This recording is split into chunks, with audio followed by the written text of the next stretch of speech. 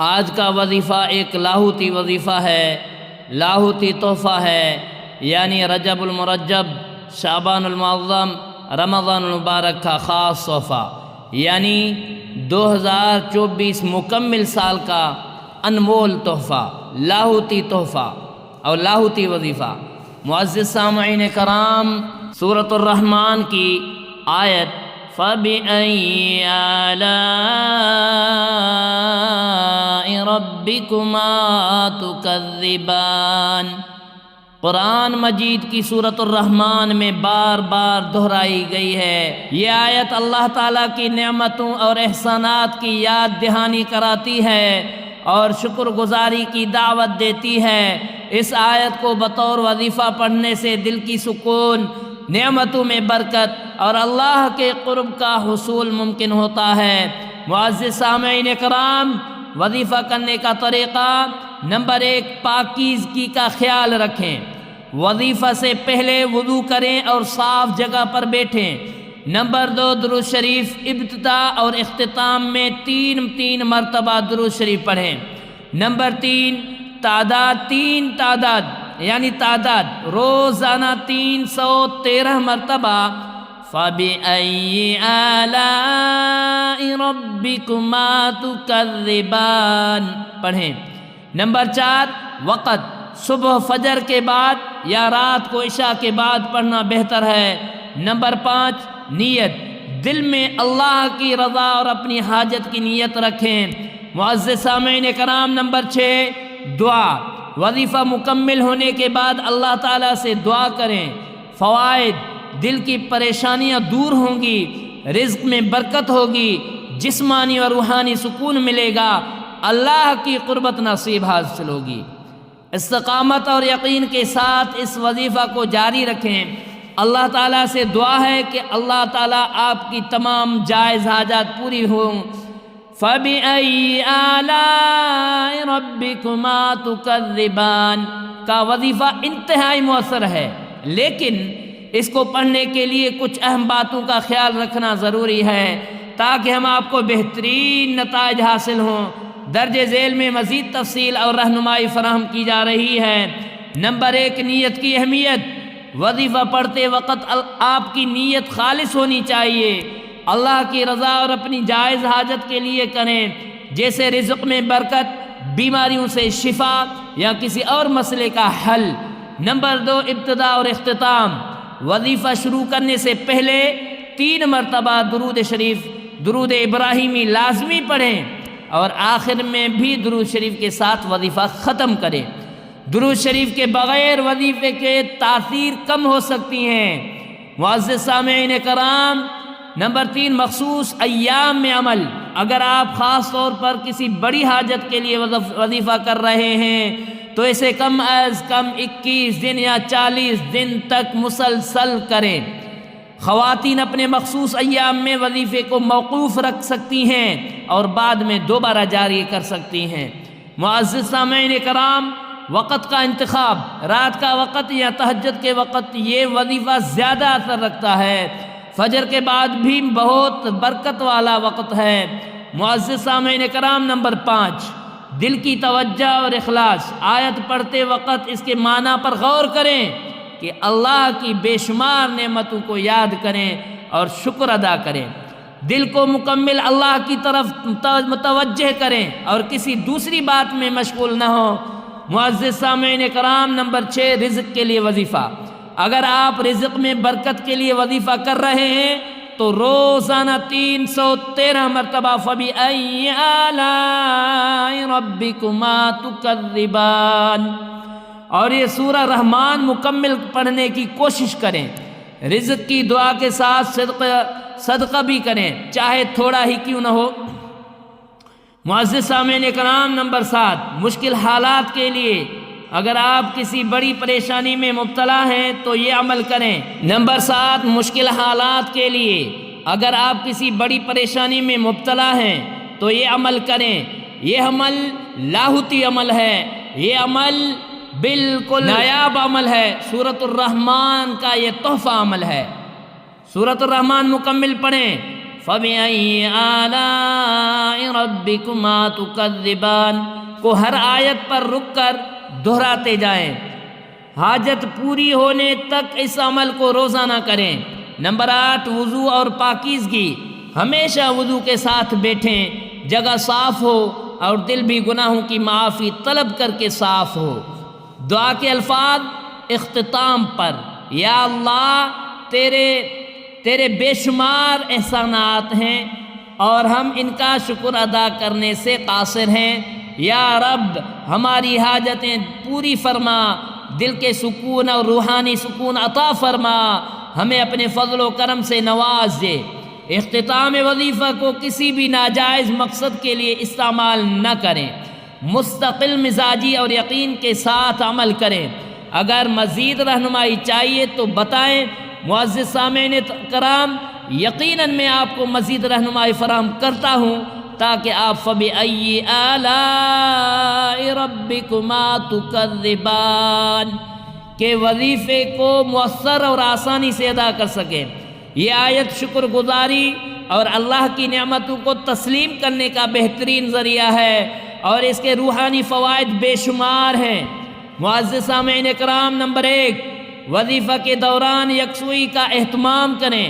وظیفہ کے وقت ذہن کو دنیاوی خیالات سے آزاد کریں۔ آپ نے اپنے دل کو اللہ کی طرف متوجہ کریں۔ اگر ذہن بھٹکنے لگے تو آہستہ آواز میں وظیفہ کریں اور دل میں اللہ کی نعمتوں کا تصور کریں۔ نمبر 1۔ نمبر 2، روحانی فوائد کو سمجھیں۔ یہ آیت بار بار دہرانے سے دل میں اللہ کی محبت بڑھتی ہے، ناشکری ختم ہوتی ہے، انسان کی سوچ مثبت ہوتی ہے، پریشانیوں اور غموں میں کمی ہوتی ہے۔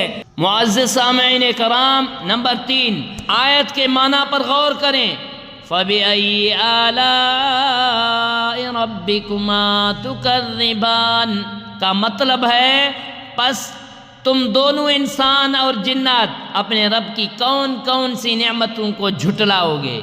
یہ پڑھتے وقت اللہ کی بے شمار نعمتوں مثلا صحت، رزق، خاندان، سکون پر غور کریں اور شکر ادا کریں۔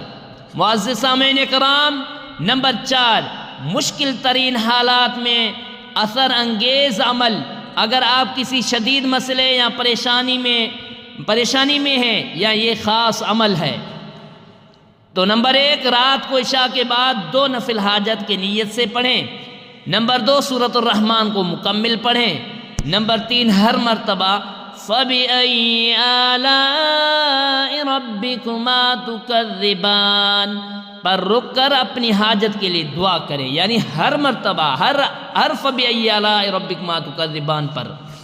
نمبر 5، دعا کے آداب۔ دعا مانگتے وقت اللہ کی حمد و ثنا کریں، نبی کریم صلی اللہ علیہ وسلم پر درود بھیجیں، عاجزی اور خشوع کے ساتھ دعا کریں۔ دعا کے بعد اللہ پر مکمل بھروسہ رکھیں۔ نمبر 6، گناہوں سے توبہ کریں، اللہ کی نعمتوں کا ذکر کرتے ہوئے گناہوں پر شرمندگی اور معافی مانگیں۔ توبہ اور استغفار کے بغیر وظیفے کی تاثیر کم ہو سکتی ہے۔ نمبر 7، رزق کی برکت کے لیے خصوص عمل۔ رزق کی تنگی ختم کرنے کے لیے روزانہ فجر کے بعد فَبِأَيِّ آلَاءِ رَبِّكُمَا تُكَذِّبَانِ کو 313 مرتبہ پڑھیں۔ ہر ہفتے جمعرات یا جمعہ کو سورۃ الرحمن مکمل پڑھیں۔ ہر ہفتے جمعرات یا جمعہ کو سورۃ الرحمن مکمل پڑھیں۔ حسب توفیق صدقہ کریں، چاہے تھوڑا ہی کیوں نہ ہو۔ نمبر 8، مسلسل عمل کا اثر۔ وظائف کے نتائج فوری نظر نہیں آتے، لیکن صبر اور استقامت کے ساتھ اللہ کی ذات پر مکمل یقین رکھیں کہ وہ بہترین وقت پر دعا قبول فرمائے گا۔ نمبر 9، کچھ عمومی ہدایات۔ قرآن مجید کے ہر وظیفے کے لیے نیت خالص ہونی چاہیے۔ کسی بھی وظیفے کو بلا وجہ نہ چھوڑیں۔ اگر چھوڑنا پڑے تو توبہ کے ساتھ دوبارہ شروع کریں۔ اپنے عمل کے ساتھ دوسروں کی مدد بھی کریں تاکہ اللہ تعالیٰ کی مزید رحمت حاصل ہوں۔ اگر آپ کو کسی مخصوص حاجت کے لیے رہنمائی چاہیے تو مزید تفصیل درکار ہوں تو بتائیں، اللہ تعالیٰ آپ کی ہر دعا قبول فرمائے اور آپ کو سکون عطا فرمائے، آمین۔ معزز سامعین کرام، آپ کی دلچسپی اور لگن دیکھ کر دل خوش ہوا۔ فَبِأَيِّ آلَاءِ رَبِّكُمَا تُكَذِّبَانِ کو وظیفے کے طور پر انجام دینے کے بارے میں مزید گہرائی میں رہنمائی پیش ہے۔ نمبر 1، وظیفے کی تیاری، دل کی پاکیزگی، دل کو ہر قسم کی نفرت، حسد اور کینہ سے پاک رکھیں۔